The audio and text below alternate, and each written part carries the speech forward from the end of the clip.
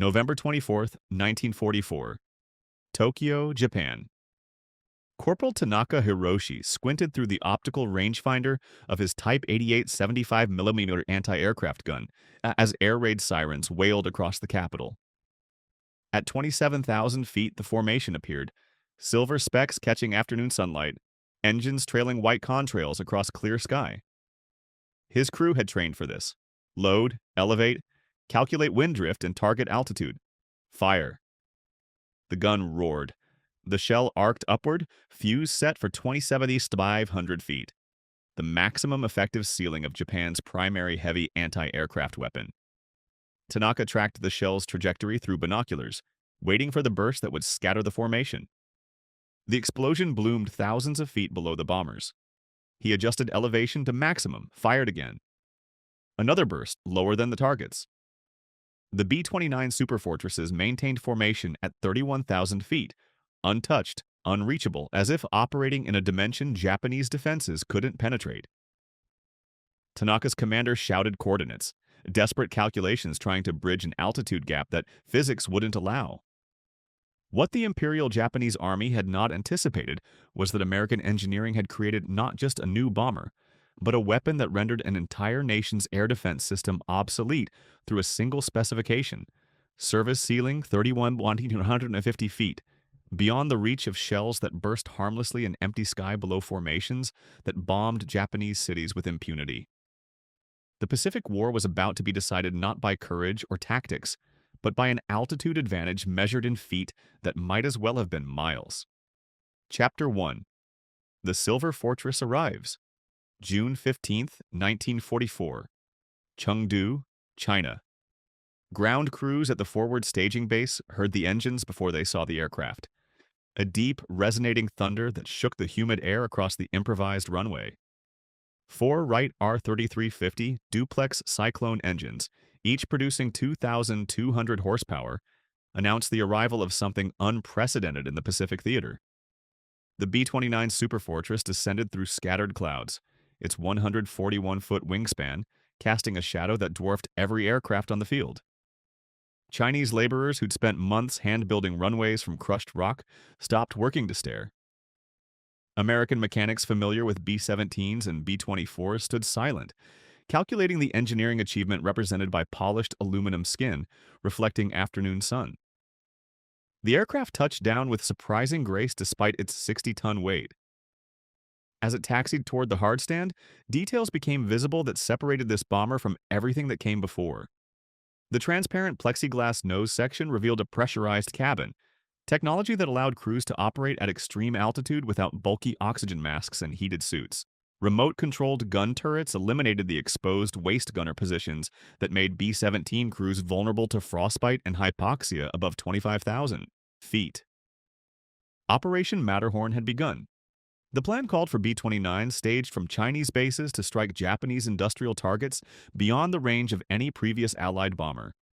But 300 miles northwest, in Japanese-occupied territory, reconnaissance aircraft photographed the new arrivals with cameras designed to capture technical details from maximum safe distance.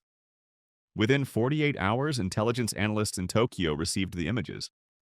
They measured wingspan from photographic scale, estimated fuselage dimensions, counted engine nacelles. The numbers shouldn't have been possible for a 4-engine bomber. 141 feet wingspan suggested payload capacity far beyond existing heavy bombers. 4 massive radial engines implied power-to-weight ratios that American engineering shouldn't have achieved. The real concern emerged when analysts calculated performance specifications from observed takeoff distance and climb rate. Maximum altitude estimates reached 31,000 feet, perhaps higher. Maximum speed approached 350 miles per hour. Bomb load capacity exceeded 20,000 pounds, 10 tons of ordnance delivered at altitudes where Japanese interceptors struggled to maintain formation. Japanese High Command ordered immediate defensive preparations. Type 88 75mm anti-aircraft batteries received priority deployment around critical industrial targets. Fighter squadrons transferred from China campaigns to homeland defense. Radar stations expanded coverage to provide maximum warning time. The orders reflected confidence that existing defenses could adapt. Japanese engineers had designed the Type 88 specifically for high-altitude defense, with theoretical maximum ceiling of 27,500 feet. Fighter aircraft, Kawasaki Ki-61, Tony, and Nakajima Ki-44 Tojo, had service ceilings exceeding 32,000 feet on paper. But specifications calculated on engineering diagrams didn't account for combat reality. Anti-aircraft shells required precise fusing to detonate at target altitude. At 27,500 feet, the Type 88 reached its absolute performance limit. Shells climbed with decreasing velocity, trajectories became unpredictable, fuses struggled with thin air and temperature extremes. Fighter aircraft faced worse constraints. Paper specifications assumed clean configurations, optimal fuel loads, sea-level maintenance standards. Combat-loaded fighters at 30,000 feet operated in atmospheric zones, where engines gasped for oxygen, controls responded sluggishly, pilots fought hypoxia despite supplemental oxygen systems. One engineer reviewing the intelligence photographs recognized the fatal gap. If B-29 specifications were accurate, service ceiling 31,850 feet, then Japanese defenses faced mathematical impossibility. The altitude difference wasn't marginal. 4,000 feet separated effective. Defensive ceiling from bomber operational altitude. 4,000 feet might as well have been 4,000 miles. The first raid was scheduled for June 16th. Yawata Steelworks on Kyushu Island, a target chosen specifically to announce American capability. 68 B-29s would attack from altitudes Japanese gunners had never engaged, dropping bombs from atmospheric zones where defenders could only watch and calculate trajectories that physics wouldn't allow. Chapter 2. Yawata. The First Strike. The first raid was scheduled for June 16th.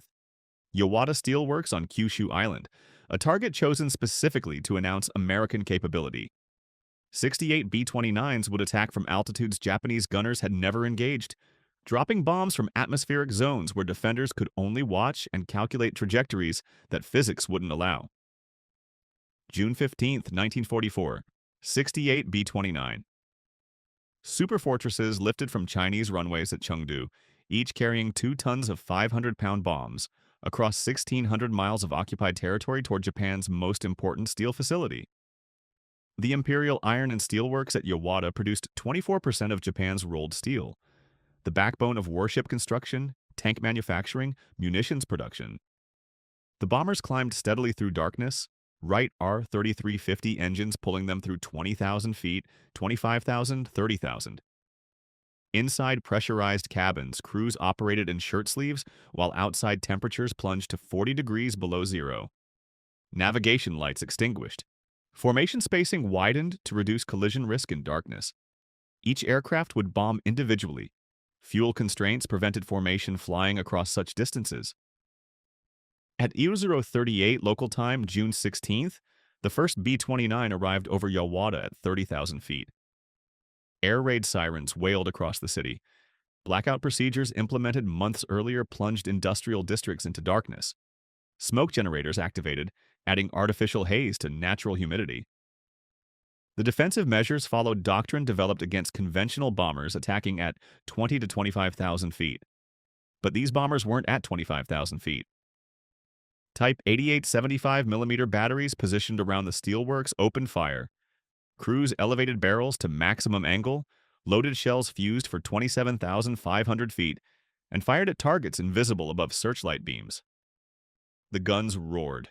Shells arced upward, trailing smoke visible in searchlight glare. The explosions bloomed 3,000 feet below the B-29 formations. Gunners adjusted fuses, recalculated trajectories, fired again. More bursts, all too low. The mathematics were unforgiving. Shells climbing to their maximum ceiling arrived with insufficient velocity to maintain accurate trajectories.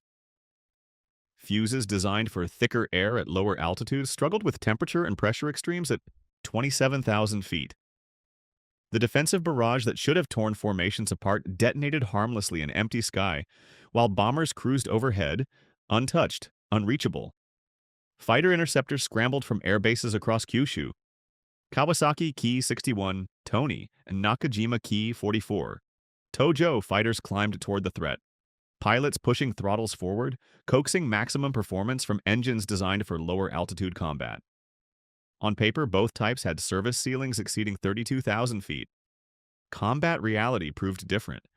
At 25,000 feet, engine power began dropping noticeably. At 28,000, controls responded sluggishly as thin air reduced aerodynamic effectiveness. At 30,000 feet, pilots fought hypoxia despite oxygen masks as their bodies struggled with pressure altitude equivalent to mountain peaks. The few fighters reaching bomber altitude couldn't maintain formation, couldn't execute intercept geometry, couldn't sustain engagement. The 4th Air Regiment managed one kill, a B-29 damaged by anti-aircraft fire, struggling with engine trouble at lower altitude where fighters could engage effectively. The other interceptors achieved few contacts. Most couldn't reach operational altitude. Those that did found bombers cruising comfortably in pressurized cabins, while Japanese pilots fought consciousness in unpressurized cockpits at extreme altitude. 47 B-29s dropped bombs on Yawata that night. 32 bombed by radar through clouds and smoke. 15 achieved visual aim points. The results disappointed American planners. Only one bomb struck the Imperial Iron and Steel Works complex, hitting a powerhouse 3,700 feet from the target coke ovens. Light damage scattered across Yawata. The raid's tactical effectiveness was minimal, but the strategic message was unmistakable. Japanese commanders reviewing the night's defensive performance confronted uncomfortable mathematics. The 131st Anti-Aircraft Regiment had fired hundreds of shells, achieving 0 confirmed hits. Fighter interceptors had launched dozens of sorties, scoring 1 kill against a crippled bomber at reduced altitude. The defensive system, guns, fighters, radar, early warning, had been designed for threats operating at 20 to 25,000 feet. The B-29s operated at 30,000 feet and higher. That 5,000-foot gap represented technological obsolescence that no amount of courage or tactical skill could overcome. Type 88. Guns couldn't reach targets beyond their maximum effective ceiling. Fighter aircraft couldn't maintain sustained combat at altitudes where engines lost power and pilots fought hypoxia. Radar stations had detected the raid but couldn't determine bomber altitude with sufficient accuracy for effective intercept geometry. 7 B-29s were lost in the operation, 5 to mechanical failures and accidents, 2 to enemy action. The loss rate was acceptable, sustainable. American planners recognized they'd found a weapon Japan couldn't effectively counter with existing defenses. Tokyo headquarters received reports with growing alarm. More raids were coming. The Americans had demonstrated both capability and intent, and Japan had no immediate solution to aircraft operating in atmospheric zones their defenses physically could not reach. The altitude gap wasn't tactical, it was existential, and it would define every raid that followed until Japan's surrender 15 months later. Chapter 3. The Engineering Marvel. The altitude gap wasn't tactical, it was existential, and it would define every raid that followed until Japan's surrender 15 months later. But that gap hadn't occurred by accident. 4 years earlier and 6,000 miles away, Boeing engineers in Seattle faced requirements that pushed 1940s aeronautical technology to its absolute limits. February 1940. The Army Air Corps issued specifications for a bomber unlike anything that existed, capable of carrying a maximum bomb load of 2,000 pounds at 400 miles per hour across a distance of at least 5,000 miles. The requirements were intentionally extreme. Planners envisioned a bomber that could strike any target from distant bases, independent of forward airfields that might not exist when war came. Boeing, Consolidated, Douglas, and Lockheed submitted design proposals. The Army examined all 4 but found Boeing's approach most promising. In September 1940, 15 months before Pearl Harbor, the Army issued contracts for 2 flyable prototypes. 8 months later, in April 1941, a production order followed. 250 aircraft plus spare parts equivalent to another 25 bombers. The confidence was extraordinary. Boeing hadn't built a prototype. The Army was ordering mass production of an aircraft that existed only as engineering drawings. But the specifications demanded innovations that couldn't be tested incrementally. Either the technologies worked together as a complete system, or the entire program failed. The primary challenge was altitude. Existing bombers like the B-17 Flying Fortress operated effectively at 20 to 25,000 feet. Crews wore oxygen masks and heated suits to survive temperatures that reached 40 degrees below zero. But higher altitude offered safety.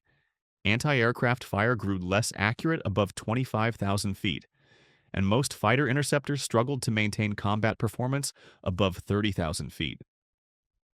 Boeing's solution was revolutionary: fully pressurized crew compartments. The flight deck forward of the wing, the gunner's compartment aft of the wing, and the tail gunner's station would maintain cabin pressure equivalent to 8,000 feet altitude even when the aircraft flew at 30,000 feet or higher.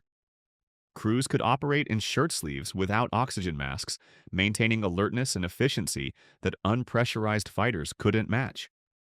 The engineering challenges were immense. Pressurization required seamless fuselage construction. Any leak compromised the system. It demanded reliable air compressors driven by engine power. It needed pressure relief valves that prevented overpressurization during rapid altitude changes. And it required a connecting tunnel between forward and aft crew sections that maintained pressure integrity while allowing crew movement. Wright Aeronautical Corporation developed the R3350 duplex Cyclone engine specifically for the B-29, 18 cylinders arranged in 2 radial rows, producing 2,200 horsepower each. General Electric designed turbo superchargers that maintained engine power at extreme altitude by compressing thin air before it entered cylinders. 4 engines generated combined power exceeding 8,800 horsepower, more than any aircraft in existence. The defensive armament system represented another breakthrough. Remote-controlled gun turrets eliminated exposed waist gunner positions. A central fire control system used analog computers to calculate lead angles and trajectories, allowing one gunner to control multiple turrets simultaneously. 5 turrets mounted 12 50-caliber machine guns. 4 turrets on the fuselage, 1 in the tail. A fire control officer in the barber's chair could direct concentrated firepower against attackers from any angle. September 21, 1942. The prototype XB-29 lifted from Boeing Field in Seattle on its first flight. Test pilot Edmund T. Allen reported that the aircraft handled well despite its size. Wingspan 141 feet 3 inches, length 99 feet, empty weight 74,500 pounds. The pressurization system worked as designed. The engines delivered promised power. The remote-controlled guns responded to fire control inputs, but problems emerged immediately. The Wright R3350 engines overheated during ground operations and high-power climbs. Insufficient airflow through engine cowlings caused cylinders to overheat, igniting residual oil and causing fires. The issue plagued the program throughout development and persisted into combat operations. Modifications helped, improved baffling, redesigned cowlings, better cooling procedures, but the R3350 remained problematic until war's end. Production delays mounted. The pressurized fuselage required manufacturing techniques that existing factories didn't have. Workers needed specialized training. Quality control had to catch pressurization leaks that would have been acceptable on conventional bombers. Engine reliability problems forced modifications on aircraft already rolling off assembly lines. The cost escalated beyond anyone's projections. Each B-29 carried a price tag of $639,000, 3 times the cost of a B-17 Flying Fortress. The entire program consumed $3 billion, exceeding the $1.9 billion spent on the Manhattan Project that developed atomic weapons. But when B-29s finally reached combat in June 1944, the engineering investment paid immediate dividends. Japanese anti-aircraft guns literally could not reach bombers cruising at 30,000 feet. Fighter interceptors struggled to engage targets at altitudes where American crews operated comfortably in pressurized cabins. The altitude advantage wasn't marginal improvement over existing bombers. It was decisive technological superiority that rendered enemy defenses obsolete. Yet even as the first B-29s struck Japan from Chinese bases, production problems continued. Engine fires destroyed aircraft on the ground. Manufacturing bottlenecks delayed deliveries. Crews required extensive training to operate the most complex bomber ever built. And the Pacific War was intensifying. Every month of delay meant more months before strategic bombing could devastate Japanese war production. The race was on to deploy enough superfortresses before Japan could develop defenses capable of countering the altitude advantage that Boeing's engineers had created. Chapter 4. Japan's Defensive Gap.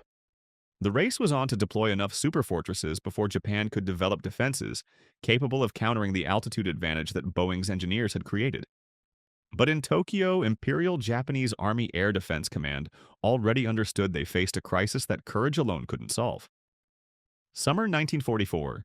Japanese military analysts reviewing reconnaissance photographs and combat reports from the Yawata raid confronted technical specifications that revealed mathematical impossibility.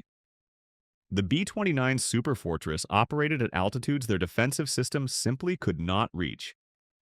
Japan's primary heavy anti-aircraft weapon, the Type 88 75mm gun, had entered service in 1932, 12 years before the B-29's combat debut. Engineers had designed it specifically for high-altitude defense against strategic bombers. Its effective ceiling of 27,500 feet represented cutting-edge capability in the early 1930s, adequate for intercepting any bomber in existence. But B-29s cruised at 31,000 feet. The 4,000-foot gap wasn't a minor tactical disadvantage. It was absolute physical limitation. Anti-aircraft artillery faced constraints that no amount of training or determination could overcome. Shells climbed through progressively thinner air, losing velocity as atmospheric resistance decreased, but gravitational pull remained constant. Fuses designed to detonate at specific altitudes struggled with temperature and pressure extremes at the gun's maximum ceiling. Trajectories became increasingly unpredictable as shells reached the upper limits of their ballistic arcs.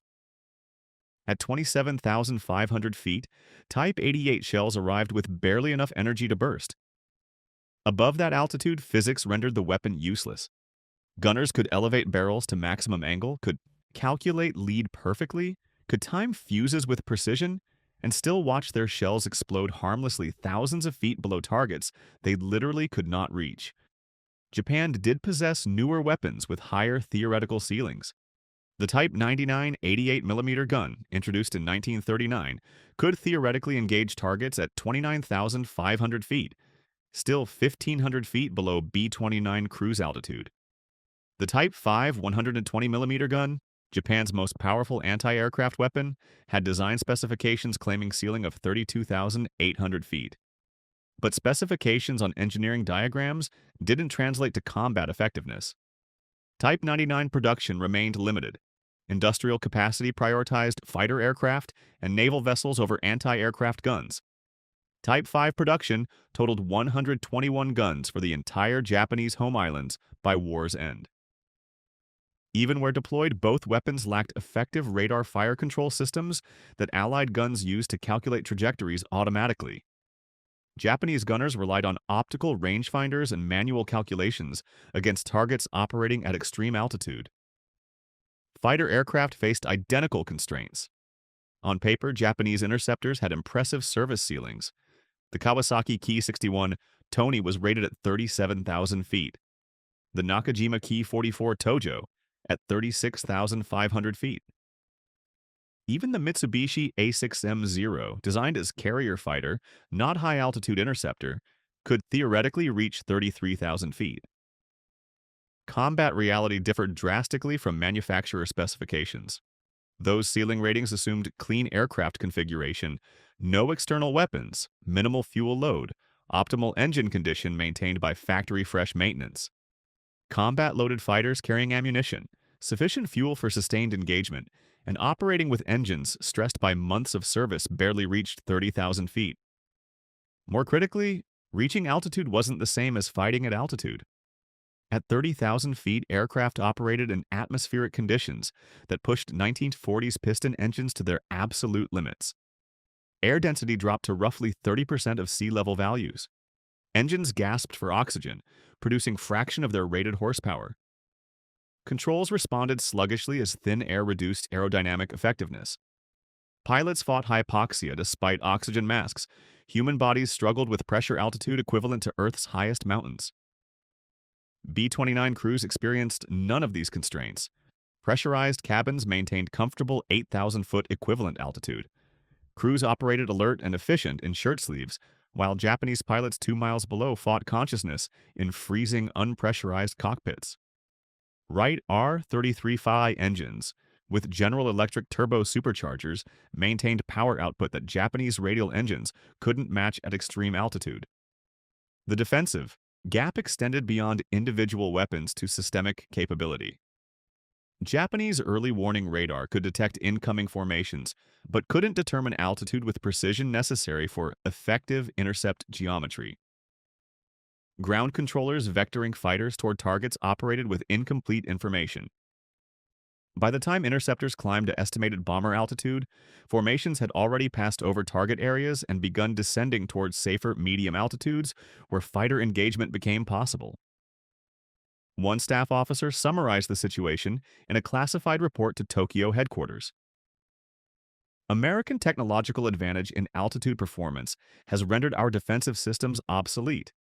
We face enemy operating in atmospheric zones where our weapons physically cannot function effectively.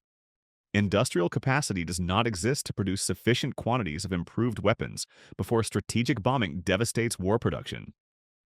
The analysis was brutally accurate.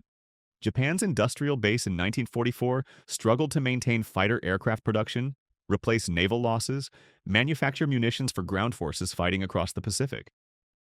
Retooling factories to mass-produce Type 5 anti-aircraft guns or develop new high-altitude interceptors would require years Japan didn't have and resources that didn't exist.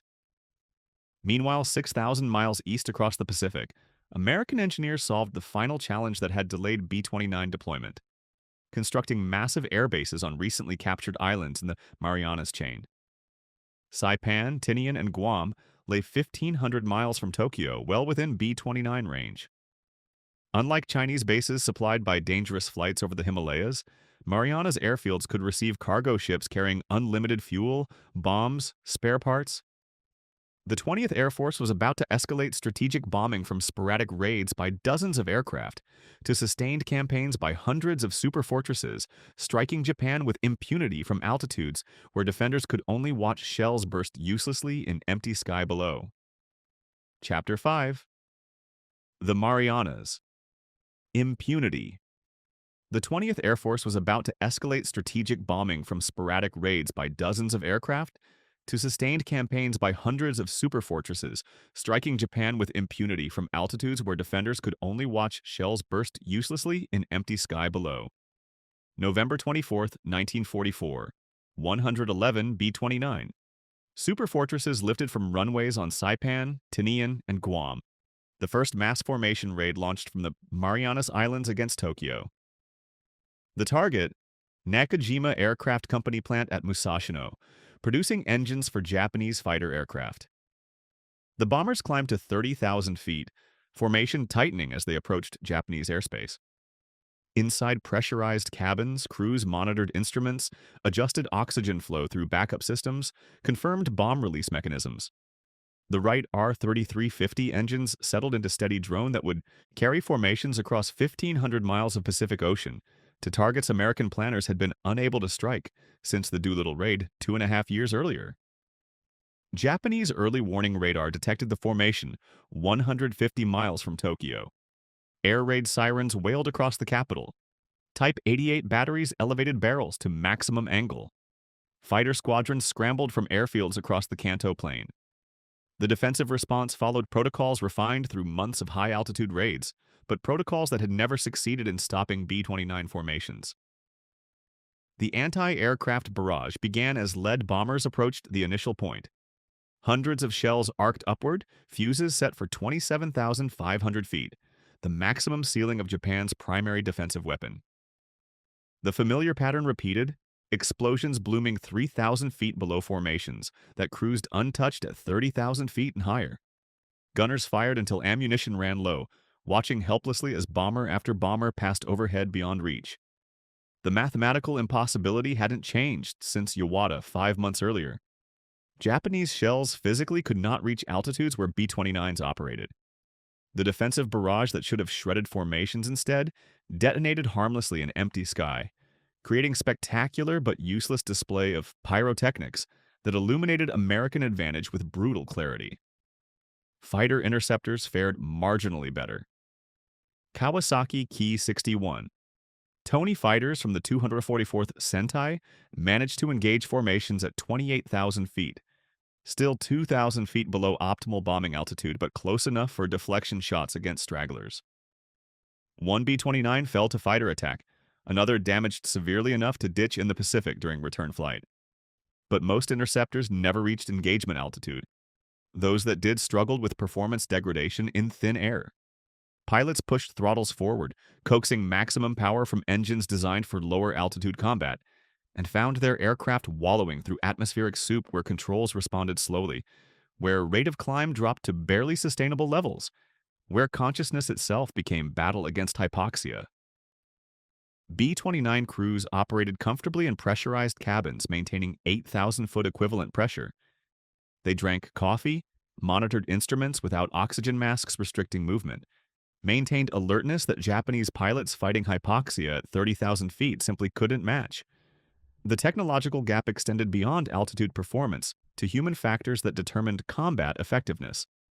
The raid achieved mixed results. Cloud cover obscured the primary target. Only 24 bombers hit the Nakajima plant. Others bombed alternates or targets of opportunity. 2 B-29s were lost to enemy action, 3 to mechanical failures. The loss rate of approximately 4.5% was sustainable dramatically, lower than European theater bomber casualties where German flak and fighters routinely destroyed 8 to 10% of attacking formations. Over following months, the campaign intensified. The 73rd Bombardment Wing on Saipan was joined by the 313th, 314th, 58th, and 315th Wings as more B-29s arrived from American factories. By March 1945, formations of 100 to 200 superfortresses struck Japan weekly, then daily, operating from airstrips carved from coral and jungle on islands captured at horrific cost months earlier. Japanese defenders continued firing thousands of shells per raid. Type 88 batteries exhausted ammunition stocks trying to reach targets beyond their physical capability. Type 99 88mm guns, theoretically capable of engaging at 29,500 feet, achieved marginally better results but still operated below B-29 cruise altitude. The rare Type 5 120mm guns that could theoretically reach 32,800 feet were too few and lacked radar fire control systems necessary for effective high-altitude engagement. The psychological impact of helplessness bred desperation. Japanese civilians watched silver formations pass overhead in daylight, trailing white contrails, dropping bombs from altitudes where defensive fire exploded harmlessly below.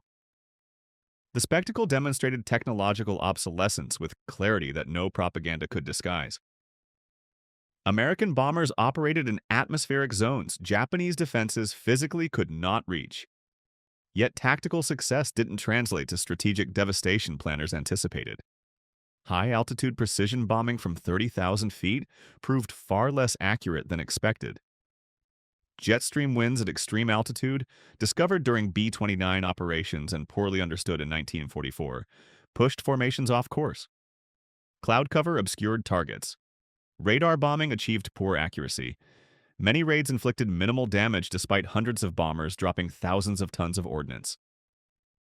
General Curtis LeMay, assuming command of Westwing Bomber Command in January 1945, reviewed operational data with growing frustration. B-29s were designed for high-altitude precision bombing. They possessed altitude advantage that rendered Japanese defenses ineffective. But that advantage wasn't destroying Japanese war production at rates necessary to force surrender.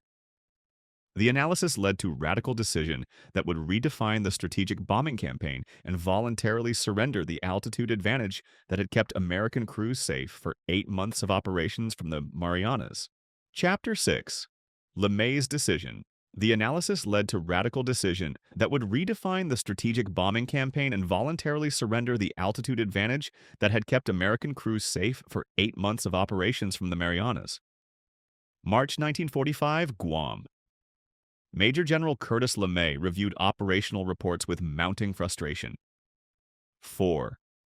Months of high-altitude precision bombing from the Marianas had failed to achieve strategic objectives. B-29s possessed altitude advantage that rendered Japanese defenses ineffective. Crews operated safely at 30,000 feet, while Japanese gunners fired uselessly at targets beyond reach. But safety didn't equal effectiveness. Cloud cover obscured targets two-thirds of bombing days.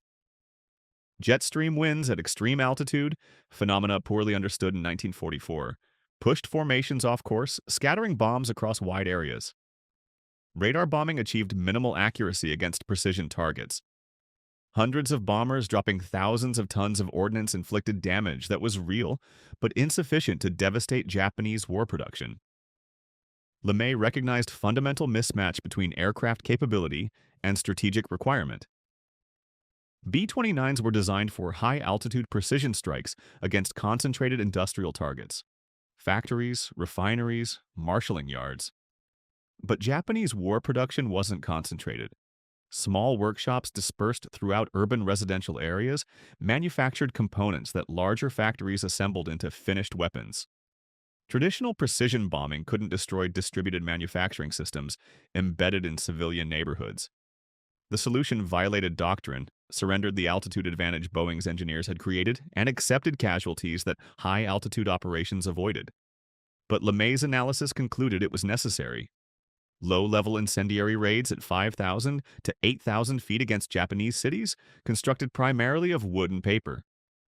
M69 napalm cluster bombs designed to create firestorms that would consume not just factories, but entire urban industrial districts where war production occurred. The tactical shift brought B-29s within effective range of Japanese anti-aircraft guns and fighter interceptors. The altitude advantage that had kept American casualties to 5% would be voluntarily surrendered. But destruction, not survival, became the priority. March 9, 1945, 17:35 local time. 325 B-29 superfortresses began launching from Saipan and Guam for Operation Meeting House, the first mass low-level incendiary raid against Tokyo. The bombers carried no defensive ammunition for most guns, stripping weight to maximize incendiary payload. Each aircraft loaded 7 tons of M69 cluster bombs, 500-pound clusters containing 38 napalm-filled bomblets that ignited 3 to 5 seconds after impact. The formation approached Tokyo after midnight, descending to 5,000 to 7,000 feet.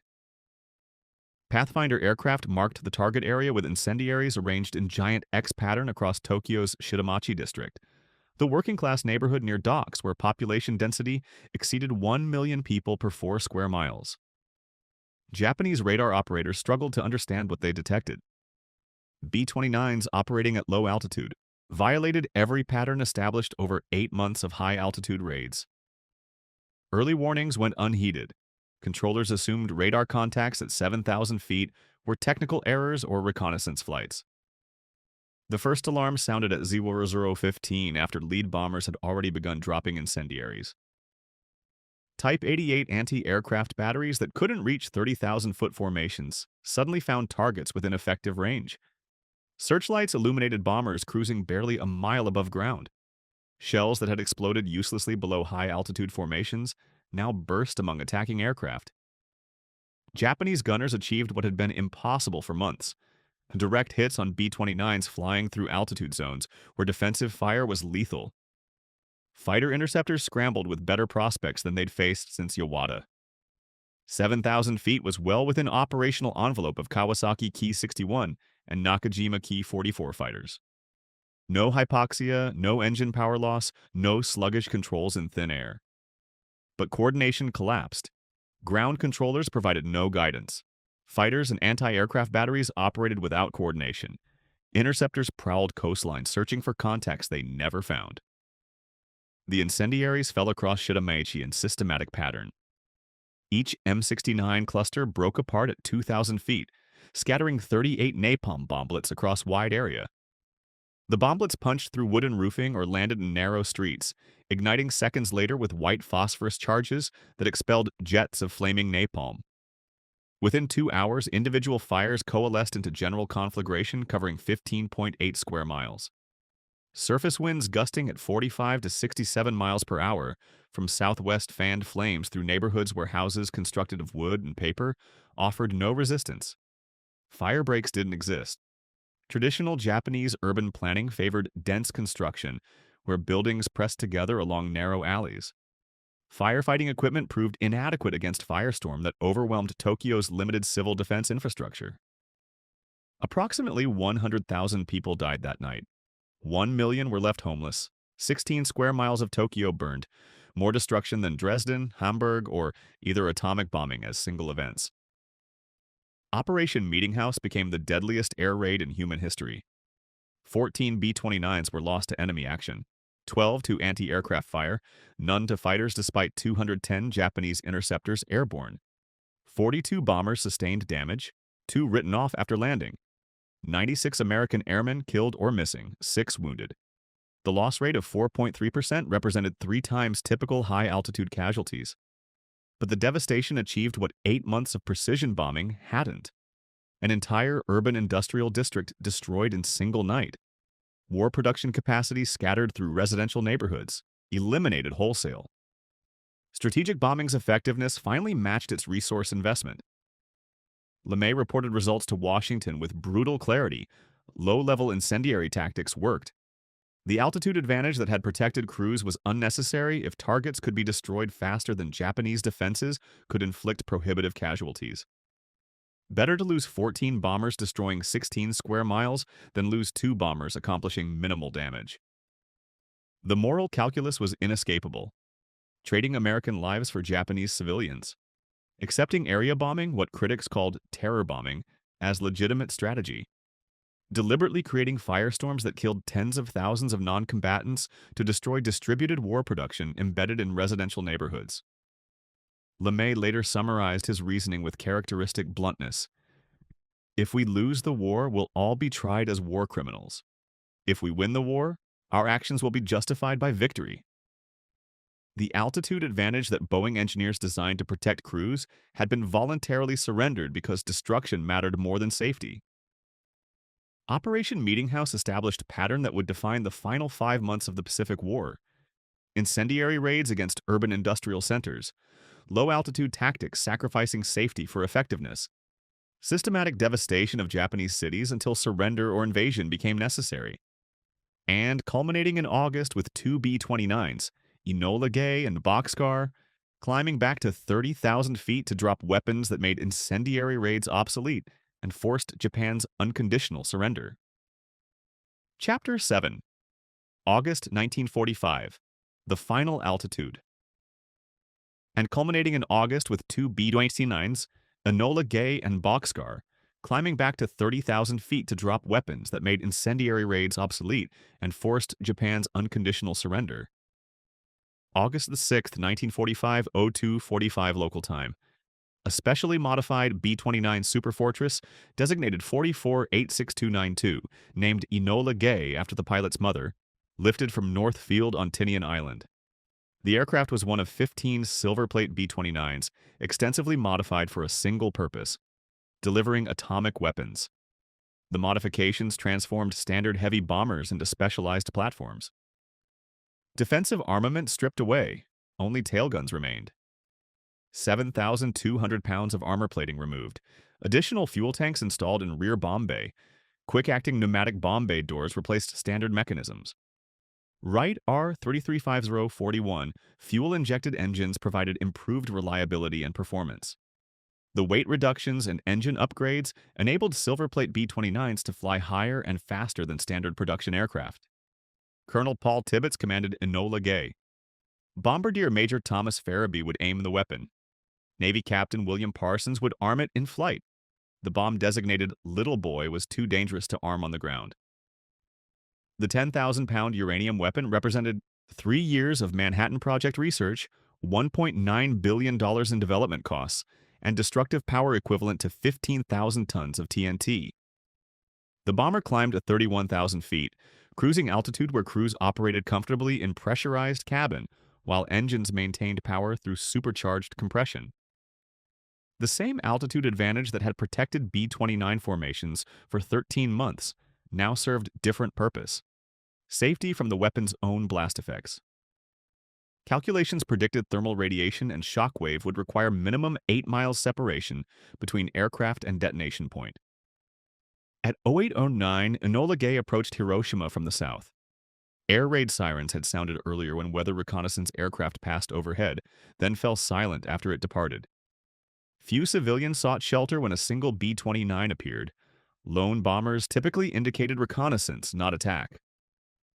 Japanese anti-aircraft batteries tracked the aircraft through optical rangefinders.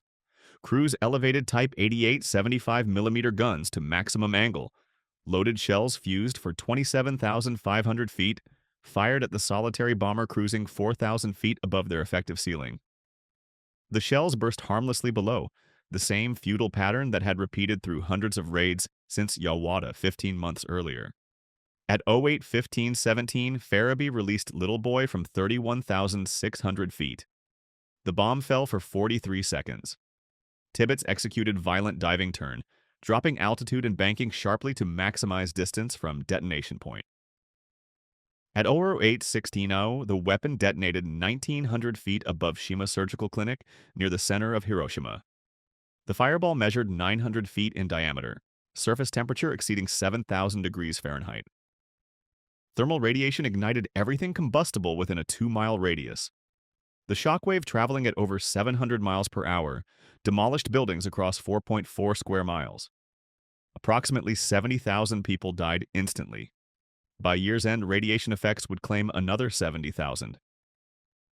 Enola Gay, 11 miles from detonation, felt shockwave as visible ripples in air that rattled the aircraft. Tailgunner Bob Karen reported mushroom cloud rising to 30,000 feet, boiling upward through altitude zones where B-29s operated. The city below burned in firestorm visible 140 miles away. 3 days passed. August 9th, 1945.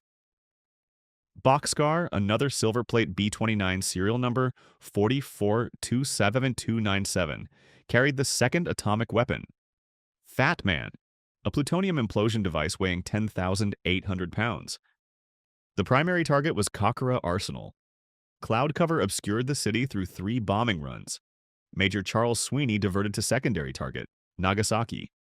At 11:02, Bombardier Captain Kermit Behan released Fat Man from 28,900 feet. The weapon detonated 1,600 feet above the Urakami Valley. Yield: 21 kilotons, 40% more powerful than Little Boy. The valley's topography channeled blast effects along its length, while surrounding hills shielded portions of Nagasaki from direct effects. Approximately 40,000 killed instantly, another 25,000 injured. Japanese anti-aircraft batteries fired at Boxcar with identical futility as they'd fired at Enola Gay 3 days earlier.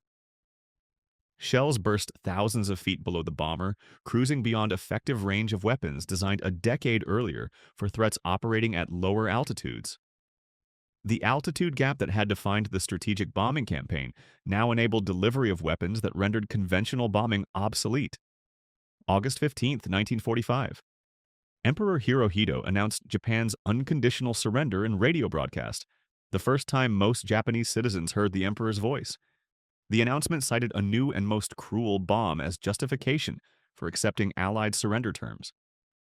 2 atomic weapons delivered by aircraft Japan's defenses literally could not reach had achieved what firebombing of 67 cities and naval blockade hadn't: immediate capitulation. The technological advantage that began with pressurized cabins and supercharged engines, innovations designed to protect crews through altitude performance, culminated in mushroom clouds rising from cities bombed by aircraft, flying where defenders watched helplessly as shells burst uselessly below formations, operating beyond physical reach of defensive systems designed for conventional warfare.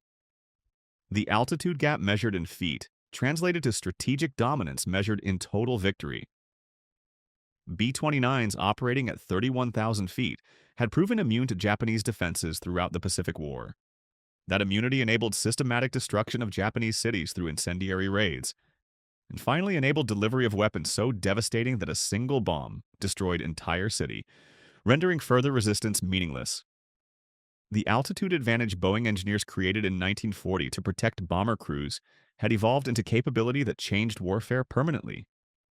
Nuclear weapons required delivery platforms that could operate beyond range of defensive systems. B-29s provided that capability through pressure-altitude advantage that Japanese anti-aircraft guns and fighter interceptors never overcame. Corporal Tanaka Hiroshi, the anti-aircraft gunner from Tokyo whose crew had fired uselessly at B-29 formations since November 1944, survived the war. In captured diary entries, he described the bitter mathematics. "We fired until our barrels glowed red. We calculated trajectories with precision our instructors praised. We maintained discipline under bombardment. But the enemy flew at heights our weapons could not reach. Courage meant nothing. Training meant nothing. The altitude gap could not be bridged by warrior spirit. We lost because American engineering created capability we could not match." The B-29's service ceiling of 31,850 feet, a specification that seemed modest compared to pressures on designers to maximize every performance parameter, had proven decisive. 4,000 feet separated Japanese defensive ceiling from American operational altitude. That gap, measured in atmospheric zones where physics determined what weapons could achieve, decided the Pacific War as surely as any battle. Chapter 8. The Altitude Paradox. The B-29's service ceiling of 31,850 feet, a specification that seemed modest compared to pressures on designers to maximize every performance parameter, had proven decisive. 4,000 feet separated Japanese defensive ceiling from American operational altitude. That gap, measured in atmospheric zones where physics determined what weapons could achieve, decided the Pacific War as surely as any battle. But victory carried weight that statistics couldn't measure. 1945-1950, B-29 crews returned home carrying memories that would haunt some for decades. They'd operated at altitudes where Japanese defenses literally could not reach. Loss rates averaging 5%, dramatically lower than European theater bomber casualties, where German flak and fighters routinely destroyed 8 to 10% of attacking formations. Safety at 30,000 feet. Yet that same safety enabled systematic destruction of Japanese cities. Between November 1944 and August 1945, B-29s dropped 170,000 tons of bombs on Japan. Incendiary raids devastated 67 cities. Operation Meeting House alone killed 100,000 people in a single night. The atomic bombings at Hiroshima and Nagasaki, delivered from 31,000 feet, killed over 200,000 by year's end. Technical Sergeant Jacob DeShazer, bombardier on a B-29 flying incendiary missions over Tokyo, later described the disconnection. "We dropped bombs from 6 miles up. Sometimes cloud cover hid the ground completely. We saw flashes, maybe smoke rising through clouds, but the devastation, the people burning, we couldn't see that from 30,000 feet. It felt abstract, almost like a training mission where you aim at coordinates rather than consequences." The altitude advantage created psychological distance matching physical distance. At 30,000 feet, nearly 6 miles above ground, human eyes couldn't resolve individual buildings, couldn't distinguish military facilities from residential neighborhoods, couldn't see people dying beneath formations that cruised untouched through clear sky while cities burned below. Pressurized cabins compounded the disconnection. Crews operated in shirt-sleeve comfort, maintaining normal conversation, drinking coffee, monitoring instruments without oxygen masks restricting movement. The contrast with Japanese pilots fighting hypoxia in unpressurized cockpits at extreme altitude was stark. But it also isolated American crews from the visceral reality of what their bombs achieved. Ground combat soldiers saw consequences immediately. Enemy soldiers falling, buildings collapsing, civilians fleeing. Naval aviators conducting torpedo runs or dive-bombing attacks operated close enough to witness destruction. But B-29 crews dropping bombs from 6 miles high experienced warfare at remove that felt almost theoretical until reconnaissance photographs revealed cities reduced to ash. Not all crew members struggled with moral implications. Many defended their actions with arguments rooted in strategic necessity and proportional ethics. Captain Robert Lewis, co-pilot on Enola Gay, later wrote, "We shortened the war. The bombs we dropped, including the atomic weapons, saved American lives that would have been lost invading Japan. Intelligence projected 1 million Allied casualties for Operation Downfall. Against that, strategic bombing killing hundreds of thousands of Japanese civilians represented tragic but justifiable choice. The mathematics of military necessity provided framework for rationalization. Every month the Pacific War continued. Thousands died. American soldiers, Japanese soldiers, Asian civilians in occupied territories, Allied prisoners in Japanese camps. Strategic bombing offered path to end the war faster than invasion or blockade alone. If B-29 raids shortened the war by months, they saved more lives than they took. But the altitude advantage that enabled that calculus troubled others. Major Charles Sweeney, pilot of Boxcar, described post-war reflection. We had technological superiority so complete that Japanese defenses couldn't touch us at operational altitude. We could bomb with near impunity. Does that make what we did more justified because we could accomplish it safely, or less justified because they couldn't fight back effectively? I don't know. I've spent decades not knowing. Corporal Tanaka Hiroshi survived the war. American occupation forces recovered his diary along with thousands of other Japanese military documents. The entries captured frustration of defenders facing technological obsolescence. August 10, 1945, we fired until gun barrels overheated. Shells burst below like fireworks at festival. The enemy flew at a height we could not reach. Our courage was insufficient, not because we lacked warrior spirit, but because physics rendered our weapons useless against targets, operating in atmospheric zones we couldn't engage. They bombed with impunity, not because they were braver, but because their engineering was superior. The admission struck at fundamental assumptions about warfare. Victory didn't necessarily require greater courage, better tactics, or stronger will. Sometimes it required better engineering, pressurized cabins, supercharged engines, specifications that created 4,000-foot altitude gap defenders couldn't bridge, regardless of determination. The moral implications remained unresolved as post-war years brought jet aircraft operating at even higher altitudes. B-47 Stratojets could cruise at 40,000 feet. B-52 Stratofortresses reached 50,000 feet. Strategic missiles eliminated need for manned bombers entirely, delivering nuclear weapons from trajectories no defensive system could intercept. The altitude advantage became a permanent feature of modern warfare. And with it, the psychological distance that altitude created. Attacking from atmospheric zones where defenders couldn't respond, dropping weapons from heights where consequences remained abstract until reconnaissance revealed devastation, winning wars through technological superiority that rendered enemy defenses obsolete regardless of courage or skill. Some B-29 veterans found peace with their wartime service. Others carried guilt that no rationalization could ease. Most existed somewhere between, recognizing both the strategic necessity of what they'd done and the human cost of technological advantage that enabled systematic destruction from altitudes where consequences felt abstract until cities burned below. The B-29's altitude advantage had won the Pacific War. But whether that represented progress in warfare or moral regression remained question without comfortable answer, thus growing more urgent as jet aircraft and strategic missiles extended the principle further. Operating beyond reach, delivering devastation, winning through engineering advantage that made courage and determination irrelevant compared to altitude specifications measured in feet that might as well have been miles. Chapter 9. Beyond Reach. The B-29's altitude advantage had won the Pacific War. But whether that represented progress in warfare or moral regression remained question without comfortable answer, growing more urgent as jet aircraft and strategic missiles extended the principle further. Operating beyond reach, delivering devastation, winning through engineering advantage that made courage and determination irrelevant compared to altitude specifications measured in feet that might as well have been miles. Present day. The Stephen F. Udvar Hazy Center near Washington Dulles International Airport houses. Enola Gay and climate-controlled display beside the observation tower.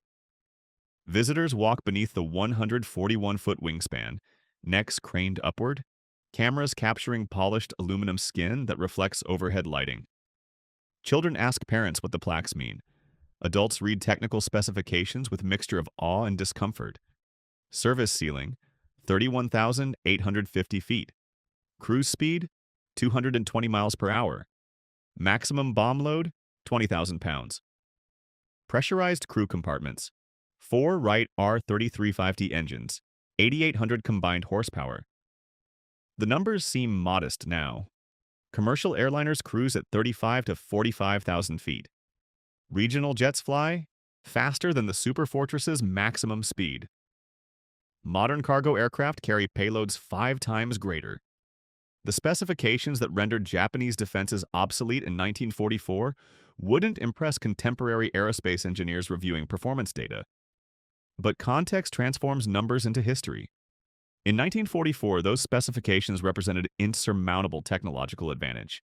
The 4,000-foot gap between Japanese anti-aircraft effective ceiling and B-29 operational altitude determined the Pacific War's final chapter as decisively as any naval battle or ground campaign. 700 miles southwest at Wright-Patterson Air Force Base in Dayton, Ohio, Boxcar occupies honored position in the National Museum of the United States Air Force's World War II gallery. The aircraft that dropped Fat Man on Nagasaki rests on polished floor, restoration work having returned it to August 1945 appearance. Plaques explain the silver plate modifications, the plutonium implosion weapon, the mission profile. Visitors photograph the bomb bay, imagining the moment Captain Kermit Behan released 10,800 pounds that would kill 40,000 people instantly.